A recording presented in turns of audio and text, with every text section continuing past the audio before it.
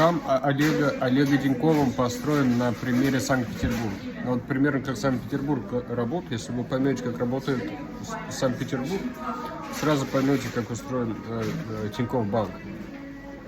Потому что вот как у нас тут есть экскурсии в костюмах по дворянской России. Вот это то же самое, что сделал он.